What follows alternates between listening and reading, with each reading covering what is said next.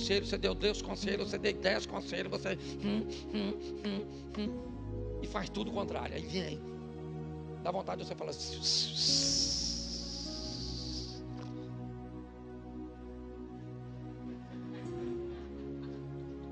dá vontade de você falar, vá para o inferno, miséria. Dá ou não dá? Dá vontade. Você está sem paciência. Você olha e diz assim, essa pessoa merece ou não merece? Não merece, não. Não merece, não. Peraí, poxa. É só impulsionar você. Você já vira discípulo do chifrudo? Não merece, não. Não merece, não. A pessoa errou, falhou. Abra a sua Bíblia. Evangelho de João, capítulo 7. Na verdade, eu vou basicamente narrar para você um pouco do 7 e do 8. Coloca para mim a partir do verso 1. Isso aí. João 7:1.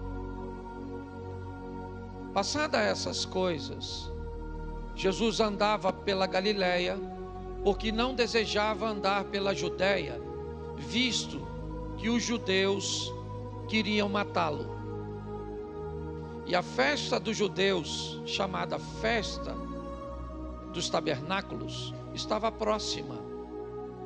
Então os irmãos de Jesus se dirigiram a ele e disseram: deixe este lugar e vá para a Judeia, para que também os seus discípulos vejam as obras que você faz. Porque se alguém quer ser conhecido, não pode realizar seus feitos em secreto. Já que você faz essas coisas, mas manifeste-se ao mundo. Acontece que nem mesmo os irmãos de Jesus criam nele. Então Jesus lhes disse: o meu tempo ainda não chegou, mas para vocês qualquer tempo é oportuno. O mundo não pode odiar vocês, mas a mim ele odeia, porque eu dou testemunho a respeito dele, dizendo que as suas obras são más. Vão vocês à festa. Eu não vou, porque o meu tempo ainda não se cumpriu. Tendo dito isso, Jesus continuou na Galileia. Depois que seus irmãos tinham ido à festa, Jesus também foi, não publicamente, mas em secreto. Ora, os judeus o procuravam na festa e perguntavam: onde estará ele? Feche os seus olhos. Senhor nosso Deus e Pai, em nome de Jesus, eis aqui a Tua palavra. Continua falando conosco, pelo poder do nome de Jesus. Amém. Glória a Deus. Amém. Eu quero falar um pouco com vocês hoje. Como conviver num ambiente de incompreensão. Como conviver num ambiente onde o seu modelo de vida se diferencia dos demais. Como se comportar num ambiente onde as pessoas não conseguem entender o que você faz, não conseguem entender como você se comporta, não conseguem entender como as coisas estão acontecendo com você, sejam essas coisas positivas ou negativas. Muitas vezes as coisas positivas, elas podem ter que enfrentar uma incompreensão, trazendo à tona um imerecimento de quem vive, buscando localizar falhas e erros, cujos quais desqualifiquem você de vivenciar tudo isso. Se você vive coisas que não são positivas, vive dor, perdas e muitas vezes caos, também pessoas vão procurar alguma coisa que te qualifiquem para vivenciar tudo isso. Você vivencia isso porque está com esse estilo de errado, porque fez isso, porque fez aquilo. Ou seja, a incompreensão é algo que nós podemos enfrentar em qualquer ambiente. Então eu quero começar com esse texto e depois nós vamos a João 8.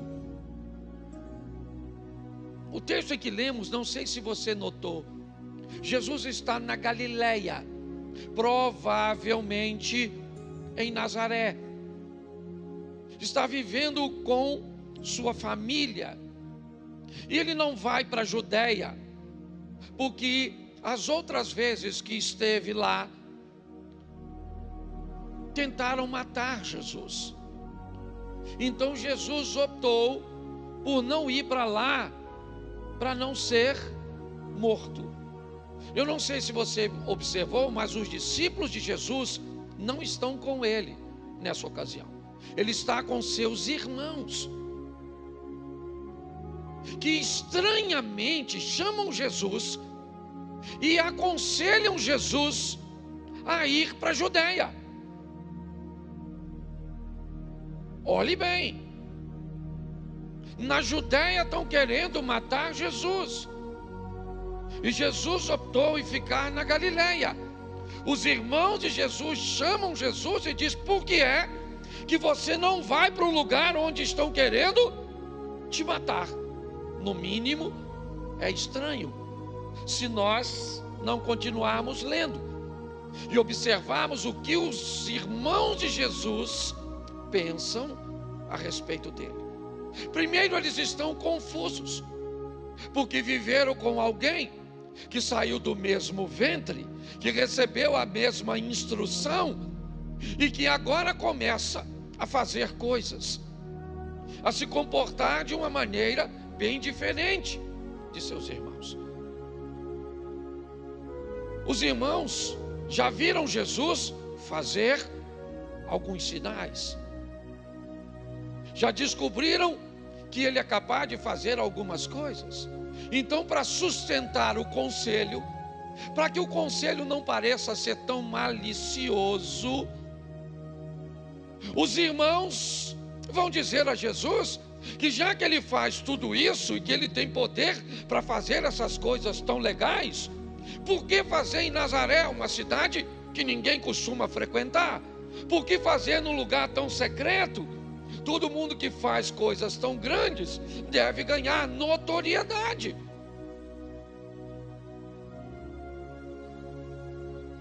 Esse é o conselho, ou pelo menos o argumento dos irmãos. Se nós olharmos isso mais a fundo, vamos descobrir que Jesus não está com seus discípulos na Judeia, porque ele está jurado de morte na Judeia e não quer que seus discípulos corram perigo por causa de sua presença. Se olharmos os irmãos de Jesus, vamos ver que os irmãos de Jesus estão impulsionando Jesus para um lugar de perigo, talvez para que não tenham mais que conviver com aquele que mostra para ele todos os dias, ou para eles todos os dias, que é possível viver uma vida de santidade.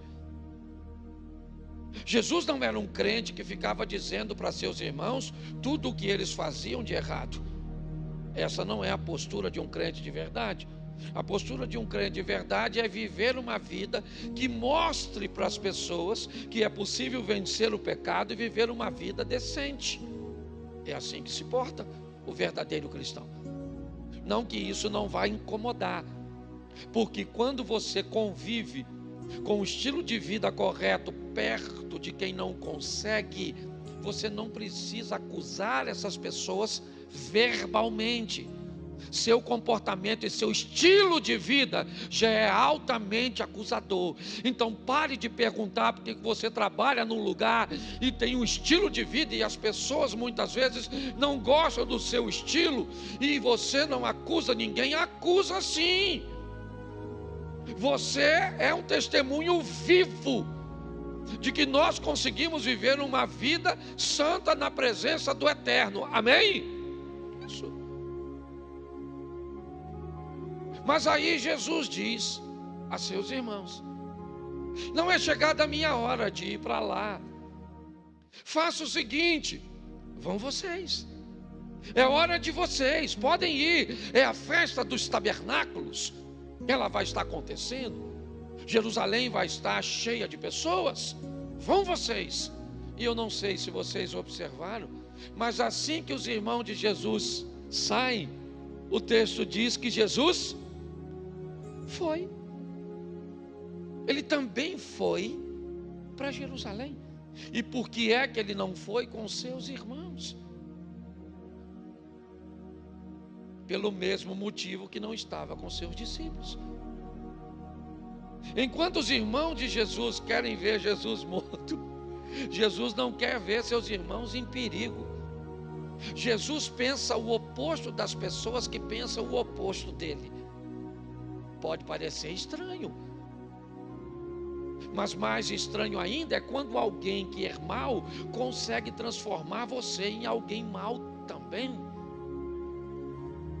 Quando alguém é tão ruim com você que conseguiu te transformar em alguém ruim, esse alguém não é seu inimigo, ele é seu discipulador, ele é seu mestre.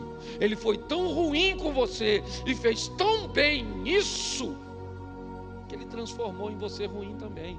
Quando o seu marido te trai e você trai seu marido, você mostrou que tipo de mestre tem. É assim que funciona.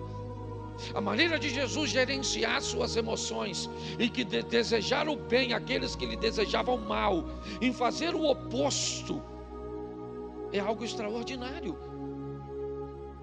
Jesus vai para lá, e eu não sei se você viu o texto, os discípulos dele estão lá, os irmãos dele estão lá. Então onde vamos procurar Jesus? No meio deles. Mas Jesus está? Não. Por que não quer estar? Porque está com medo deles? Não. Porque Jesus está pensando em manter seguro as pessoas que Ele ama. Diga para quem está do seu lado o seguinte: você sabia que Jesus te ama? Diga para ele agora: você sabia que Jesus deseja te manter seguro? Grave isso que eu estou falando, para que mais à frente você entenda. As pessoas começam a perguntar: cadê ele? Onde ele está? A festa está acontecendo. E de repente ele aparece. Não está com os discípulos, não está com os irmãos. Então está todo mundo seguro, menos ele. Ele não. A conversa é em torno dele. Se você ler o restante do capítulo 7, eu não tenho tempo para ler tudo, que é grande, mas você vai ver que as pessoas começam a falar a respeito dele escondido, para que os judeus não saibam que ele é a pauta da festa do tabernáculo. Mas está todo mundo discutindo se ele tem poder, se ele não tem, se ele é um enganador, se tudo que ele faz não é feito pelo poder oriundo do inferno, de Satanás e dos demônios. O povo está conversando e cada um pensa uma coisa diferente a respeito dele. Cada um tem uma opinião do que ele faz, de como ele pensa, de como ele age, certo? Ninguém consegue compreendê-lo direito. Por quê? Porque ele não segue o padrão. As pessoas não conseguem enxergar nisso. Ele vê valor onde as pessoas não conseguem ver valor. Ele quer dar oportunidade às pessoas que ninguém daria. Ele entra na casa de pessoas para comer que pessoas não comeriam. Ele consegue enxergar coisas e valores onde as pessoas não conseguem. Então está todo mundo muito confuso. Como ele oferece a oportunidade a pessoas que ninguém ofereceria. Então está estranho para todo mundo. E Jesus sabe disso. Está estranho para seus irmãos, que não conseguem entender. Está estranho para Nazaré, um lugar que Jesus quase não pôde fazer nada. Está estranho para seus discípulos, que não conseguem entender. Ele anda em cima d'água, ele faz determinadas coisas. Está estranho na sinagoga. Na metade do capítulo 7 para frente,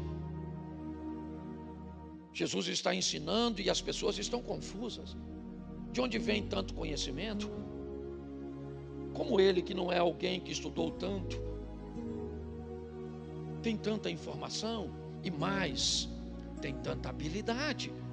Agora ele não está sendo mais avaliado por cabeças de bagre, pelo povo em comum. Agora ele já chegou numa casta mais elevada, certo? Os homens que dedicam suas vidas o tempo inteiro a se debruçar sobre o Velho Testamento, a olhar todas as profecias e todas as passagens bíblicas. Eles também não conseguem entender. Então, ninguém entende Jesus. Está difícil. Como conviver com alguém que nós não conseguimos entender? Como conviver com alguém que faz com que eu veja e descubra minhas mazelas? Esse é um grande desafio. Por onde Jesus passava, era isso que ele via, era esse comportamento. Mas agora a discussão é grande. E sabem tão pouco a respeito dele, porque ele mora na Galileia, mas nasceu na Judéia. Ele nasce em Belém, então não há nada de errado para se cumprir a palavra sobre ele. Qual é o problema disso? É que nós sabemos disso, mas eles não.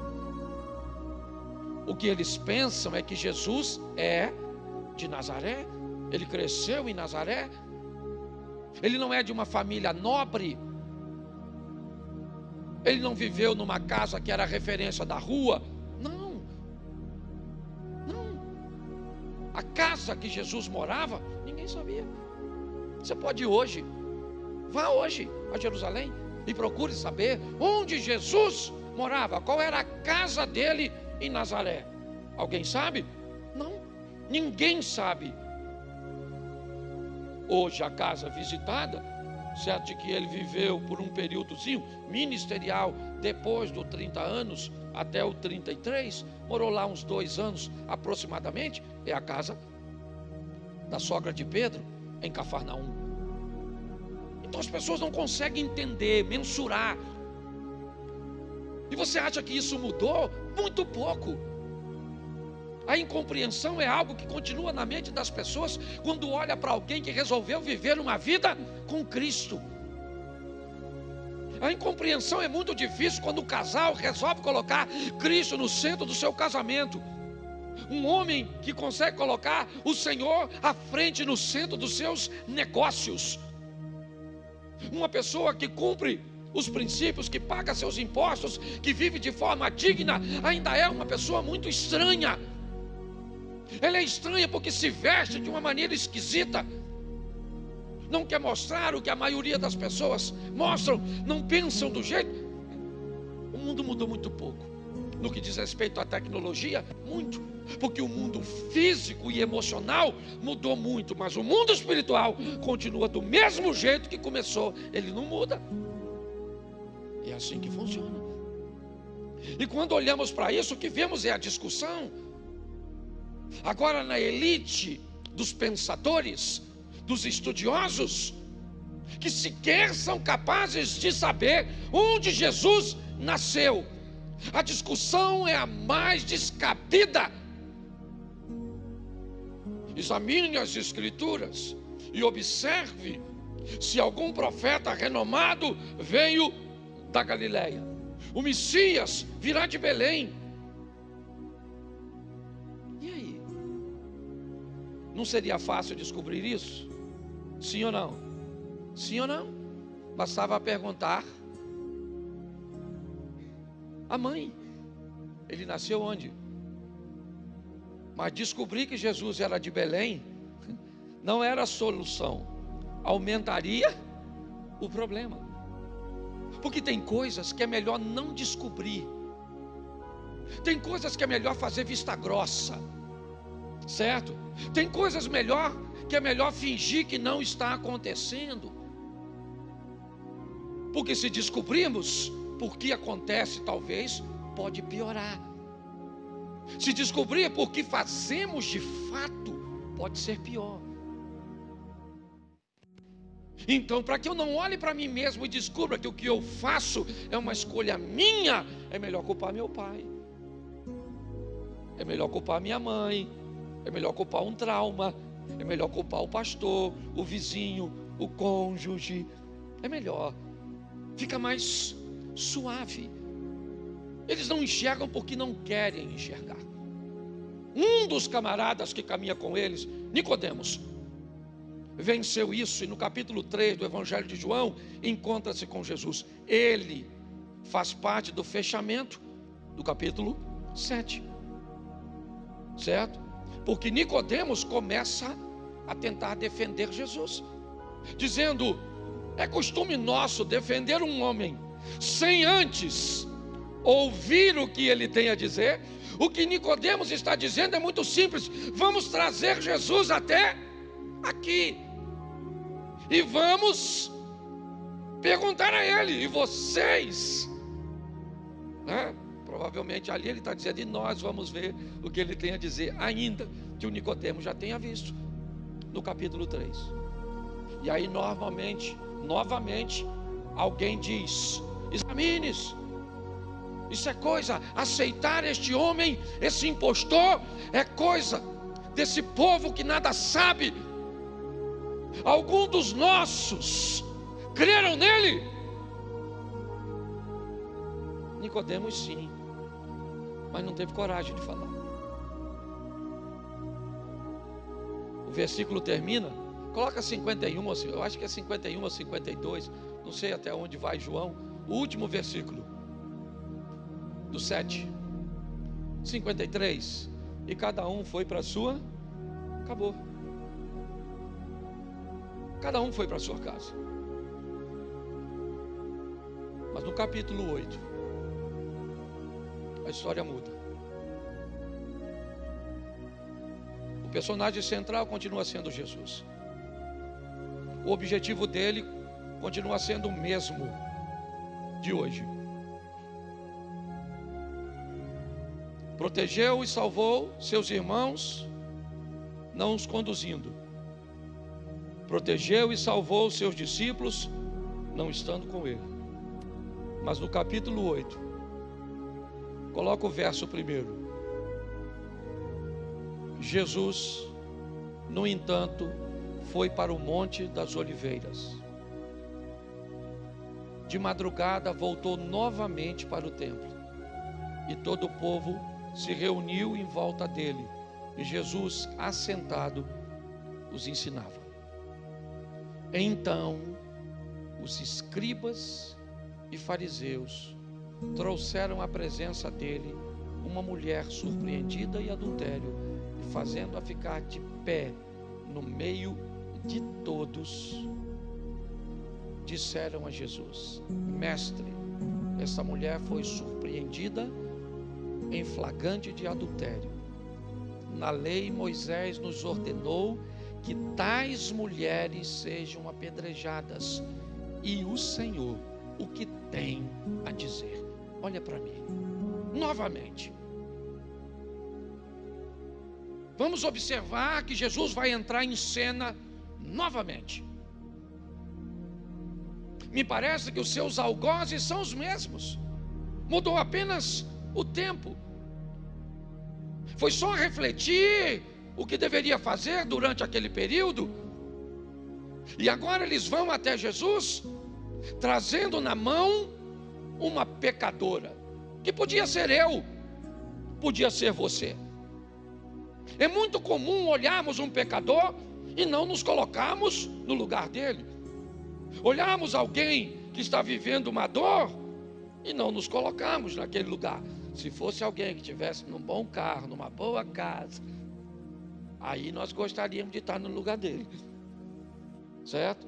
Mas aquela mulher, quem é aquela mulher? Aquela mulher sou eu. Aquela mulher é você. Quem é aquela mulher?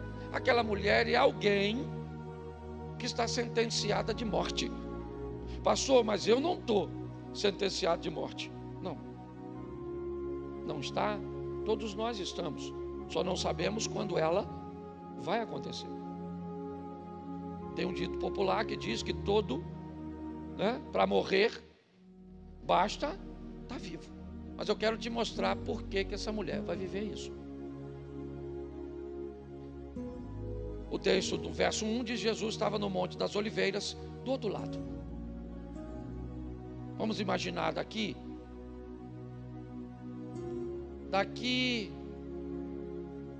um pouco depois da Praça da Pedreira, da Mantiqueira, talvez. Um pouco depois. Monte das Oliveiras, você está de frente para o outro lado. Jerusalém está do outro lado. Basta descer o vale e está do outro lado. Jesus veio para o lado de cá e ele está orando a madrugada inteira. A Bíblia diz que aquilo que fazemos nas trevas, às escuras, uma hora vai aparecer. Tudo vai vir para a luz. É assim que funciona. Jesus está orando no monte e uma mulher está com um homem que não é dela na cama. A madrugada era a mesma para os dois, para a mulher e para Jesus. Qual é a diferença? Que um é o Salvador, o outro é o pecador. O que o pecador deveria estar fazendo? Pecando. E o que o Salvador deveria estar fazendo? Salvando.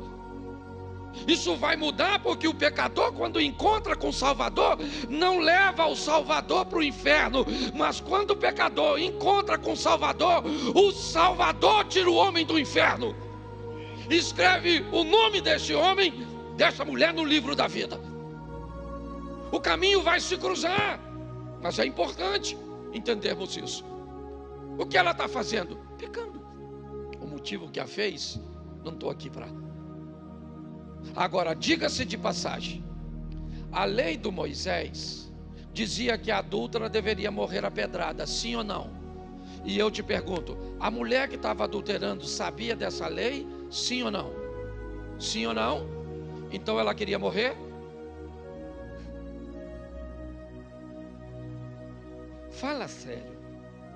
Vou aqui contextualizar para os dias de hoje, de olho fechado, para não parecer que o pastor está. Um cara solteiro, que namora, que está noivo, quando ele está fazendo aquilo lá, que os casados quase não fazem, mas sabem o que é. Ele está querendo morrer? Sim ou não? Não, ele está querendo morrer não. A pessoa quando peca, ela não está nem pensando na morte. Então a dona está lá, vivendo a vida dela, sim ou não? Estava dando algum prazer para ela, momentâneo? Sim, então a dona está lá. A noite está escura para os dois, para Jesus e para ela. Tá certo? O que estão fazendo é que é diferente. Então amanheceu para Jesus.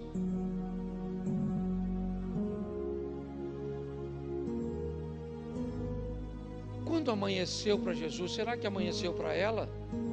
Sim ou não? Então chegou a hora de prestar conta. Chegou a hora, finalmente. Então vamos embora.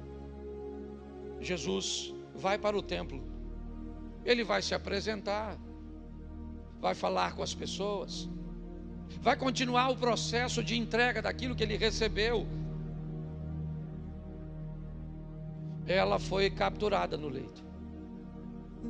Pegaram a mulher e vão matá-la.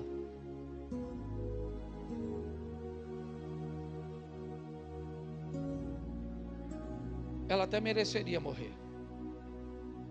Dependendo do dia que ela pegar você, se você estiver meio irritado, você vai falar: quer saber de uma coisa? Ela sabia mesmo, era uma mulher sem vergonha, safada, com licença da palavra no altar, tá bom? É só para ficar claro, certo? E a gente pensa assim: tem ou não tem?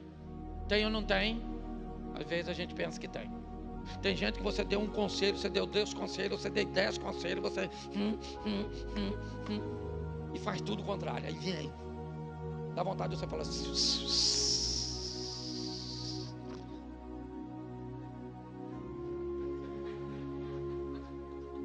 Dá vontade de você falar: vá para o inferno, miséria. Dá ou não dá?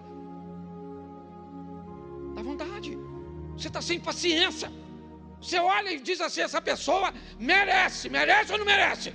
Não merece, não. Não merece, não. Peraí, poxa. É só impulsionar você. Você já vira discípulo do chifrudo? Não merece, não. Não merece, não. A pessoa errou, falhou, mas ela não foi criada por Deus para ir pro. Então, nós não somos agente de condenação. Nós somos agente de salvar. Nós não somos cúmplice. Entendeu? Aí não, poxa. Todo mundo pega, eu vou pegar também. Todo mundo faz, eu vou fazer. Aí não. Esse dia o cara falou comigo que ia fazer eu já falei isso aqui, ia fazer um gato no meu relógio, Samuel.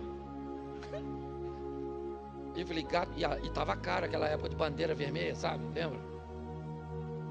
Um gato. Esse dia a gente estava até conversando sobre gato. Aí eu falei, gato.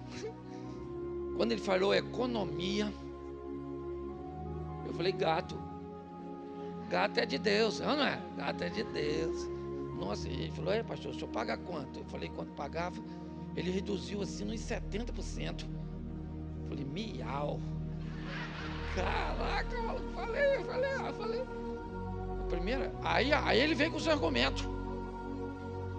Por que pensa assim, pastor? A gente já paga imposto em tudo. Eu falei, é mesmo. O pessoal nas comunidades gasta energia demais, é gente que paga, você não acha injusto? E acho mesmo. O cara é bom no gato. E o gato nem era caro. Isso porque aquilo que vai te levar para o inferno não precisa ser caro. E eu já estava com gato. Falei, gato. Por que você fala isso? O senhor tinha que ter vergonha? Não tenho. Eu tenho vergonha quando eu faço. De sentir eu não tenho, eu não sou super-homem. Tem uma cuequinha aqui por cima? Não tem, eu não sou super-homem. Eu sou gente. E você também é. Então tem dia que você vai querer matar seu marido, esganar seu filho. Tem dia que você está... Mas você fala assim, foi na cruz, onde um dia eu vi meus pecados. O que é isso? Isso é ser gente. Tem dia que você olha para o seu marido e diz, eu não quero. Não quero mais isso. Ele olha para a senhora e diz, acabou.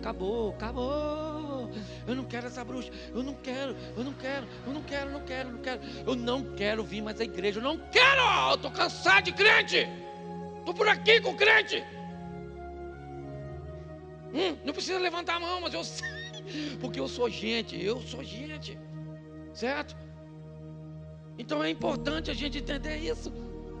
A mulher merecia ir para o inferno, se lascar, morrer, sim ou não? Eu ainda não consegui convencer, Xalá. Se eu continuar pregando, porque primeiro alguém falou que merecia. Aí eu argumentei, perguntei de novo. Não sei. Prefiro não me envolver nesse assunto, tá certo? Vamos imaginar a mulher pega por esses homens, lembra? Escribas e fariseus, a mesma turma que estava com Nico. Lembra no final do versículo 53 do capítulo? Lembra? Os caras todos lá vão dar pedrada nessa dona. Isso, traidora, infratora. Pensa, ela andando, tinha que tirar para fora dos muros da cidade para matar. Pensa ela, coitada, devia estar seminua porque foi pega em flagrante. Pensa.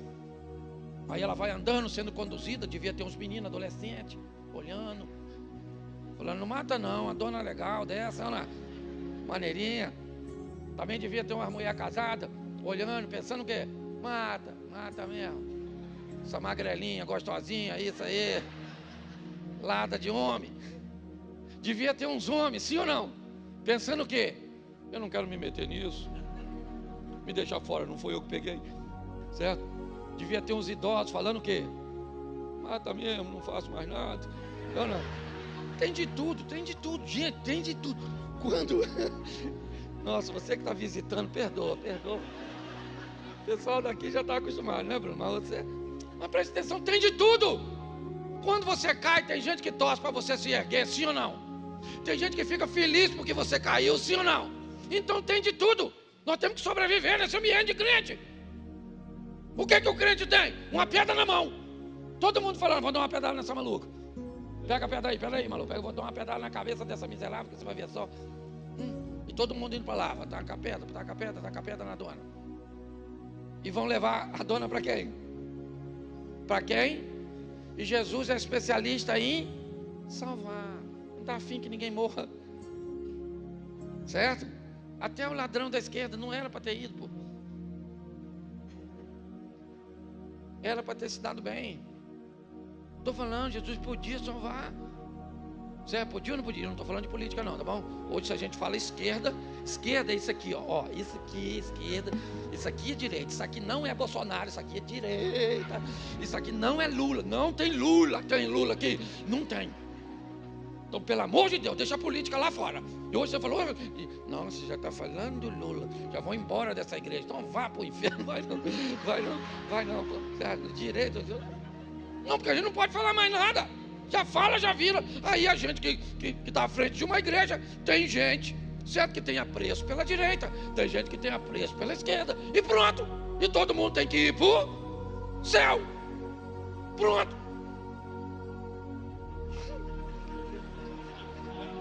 Não vou nem perguntar se vale um amém. Já tem gente de direita que falou, se ele for, não vou.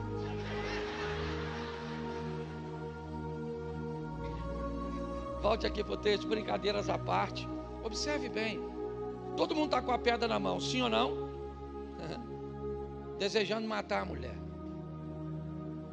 É isso. Ela infringiu a lei de Moisés. Ela merece morrer. Pelo menos no que diz respeito à lei de Moisés. Mas levaram essa mulher para Jesus. E quando Jesus chega, deixa eu falar uma coisa para você agora. Eu não quero saber o que você fez, o que você viveu, o que aconteceu no seu ontem. Se você está vivo, se você não morreu, ainda tem esperança para você. Eu não sei qual foi o diagnóstico que te deram. Eu não sei. Eu só sei de uma coisa: se você ainda não morreu, tem alguém que pode te dar vida. Você pode viver o milagre. Posso ouvir um amém? Isso serve principalmente para você que está aí do outro lado na rede social, nesse momento. É assim que funciona. Vão levar a mulher até Jesus. Ele está ensinando. E eles colocam a mulher no meio. E agora Jesus não é mais o centro das atenções. Até o momento era, mas agora não. O que tem é uma mulher provavelmente com pouca roupa e com muita vergonha e humilhação. Seu corpo provavelmente já está se preparando, porque ela conhece a lei e ela sabe que ninguém vai se colocar entre ela e a lei para livrá-la da morte. Ninguém. O único que pode dizer: morte, onde está, ó morte, a sua vitória? É Ele. O que ela está é sozinha, à espera do cumprimento de uma sentença. Julgada ela já foi pelos escribas e fariseus, usando a lei de Moisés. Não é uma questão interpretativa, como faz hoje Alexandre de Moraes. Não. É algo que está na lei, basta ler. E vai dizer que o adultério é passivo de morte, e pronto. Ninguém precisa ir para casa com um sentimento de culpa, certo? Não, exatamente, não cabe recurso, não cabe apelação. Só que quem está diante dela e deles é alguém diferenciado. Diferenciado desde de Nazaré, onde cresceu. Estranho para seus irmãos, estranho para seus vizinhos, estranho para a sua cidade. Ele é um estranho. Jesus está lá, e agora a conversa é de gente grande. Acabou. Não tem discípulozinho, não tem povinho, não tem ninguém com pedra na mão. Agora provavelmente ali está líderes. Apesar de não narrar a presença dos dois maiorais da liderança, Anás e Caifás, tem alguém do alto escalão ali para olhar para Jesus, com Jesus, ou para Jesus na mesma linha e dizer: essa mulher foi pega no próprio ato adulterando, a lei de Moisés nos manda apedrejá-la, e queremos saber qual a sua opinião. Opinião para quê, cara? Para que eu vou dar a minha opinião? O que a minha opinião vale? Ela não vale de nada. A lei aí é a lei do Moisés. O que adianta eu dar a minha opinião? A minha opinião não muda a lei. Então não vale a pena. O que ele está querendo? Eles estão querendo duas coisas: acabar com Jesus o matando, ou acabar com Jesus descredenciando Jesus. Então o que eles querem é que Jesus responda. E tanto querem que Jesus não respondeu nada, mas eles não se contentaram, porque o nada deixava Jesus livre. Então eles provocam e insistem em Jesus: diga, apedreja ou não apedreja? Apedreja ou não apedreja? Se Jesus diz apedreja, era fácil.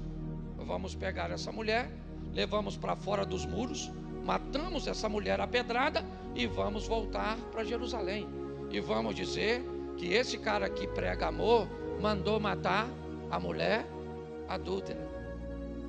E bastava mandar matar um pecador, que já era, gerou jurisprudência, certo? Se Jesus diz não apedreja, aí o problema é maior.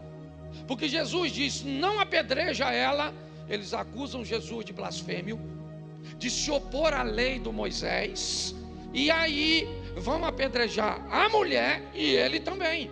Ou seja, na ótica deles é uma ideia fantástica. Mas o que está em jogo, esquece a lei. O que está em jogo é uma mulher seminua. Essa bagunça toda não tem a ver com fariseus, discípulos, multidão. Tudo isso é por causa de uma adúltera, de uma pecadora. Você quer se desqualificar? Se desqualifique. Você quer dizer que este culto aqui não pode ser feito na totalidade para você? Pense desse jeito. Mas quanto mais rápido você descobrir quem você é para Deus, você vai descobrir por que o câncer não te matou. Você vai descobrir porque você já viveu tanta coisa ruim e você ainda está com os pés firmados na rocha, porque é Ele que tem te sustentado. Mas as pessoas não acreditam nisso. Elas não são obrigadas a acreditar. Elas não são. O que nós vemos agora é Jesus quieto, talvez esboçando uma tranquilidade que irritava. Mas ele se levanta, olha para discípulos, fala comigo, discípulos, olha para a multidão, fala multidão, e olha para escribas e fariseus, fala escribas e fariseus. Ele levanta e pega todo mundo e diz: aquele dentre vós que não tem pecado algum, atire a primeira pedra. Atire. E baixou a cabeça e voltou a fazer o que estava fazendo. Aí ele gerou um problema. Quem atira a primeira pedra?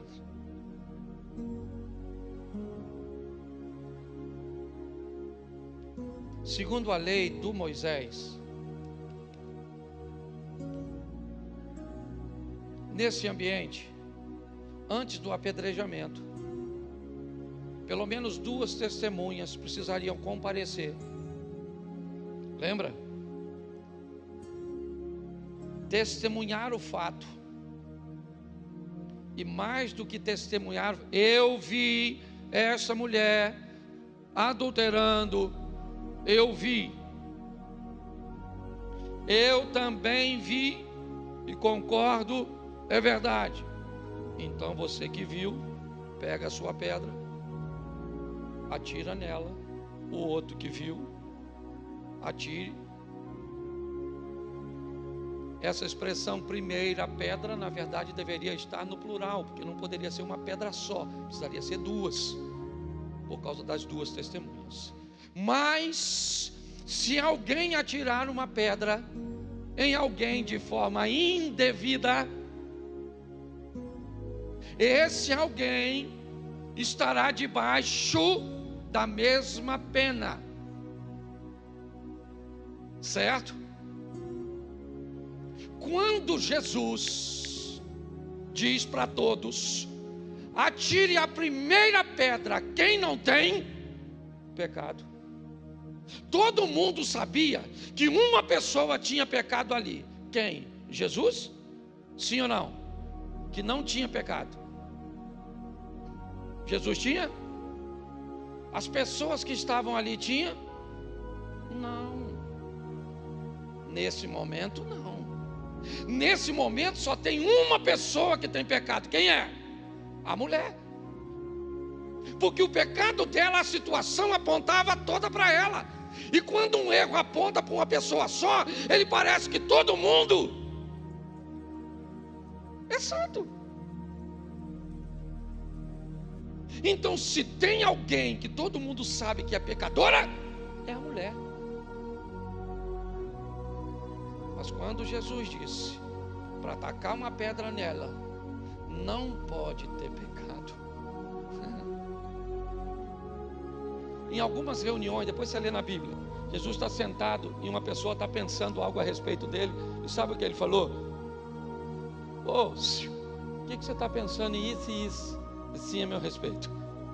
Então a turma já sabe que Jesus sabe o que ninguém sabe. Então, se alguém resolve tacar a pedra, corre o risco.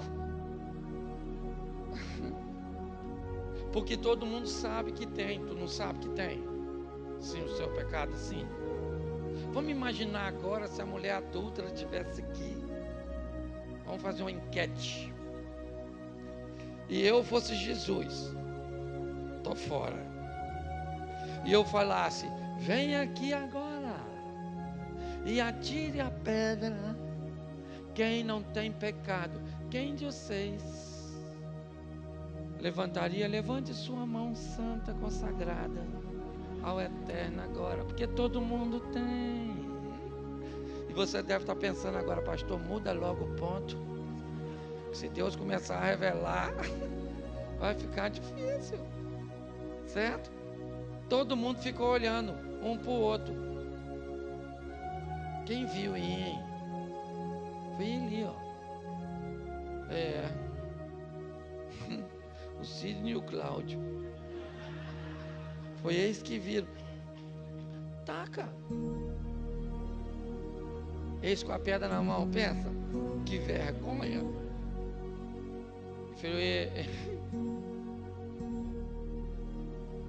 Na verdade, quando eu cheguei lá, já tinha terminado o serviço.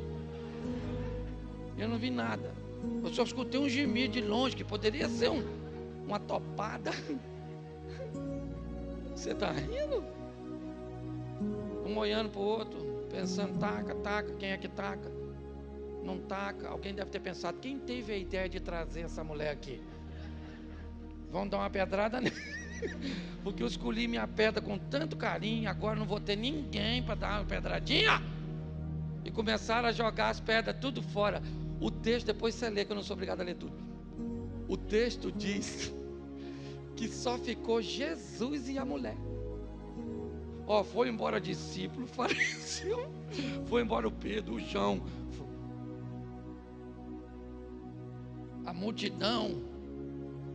E começar pelos mais velhos até os últimos. Porque quanto mais velho, mais pecadinho. Isso é brincadeira. E Jesus está lá só escrevendo.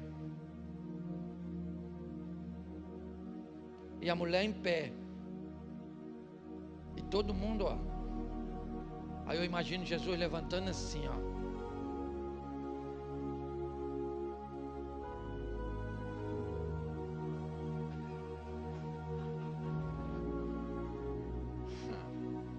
Sabe aquela coisa de Roberto Carlos? Esse cara sou eu.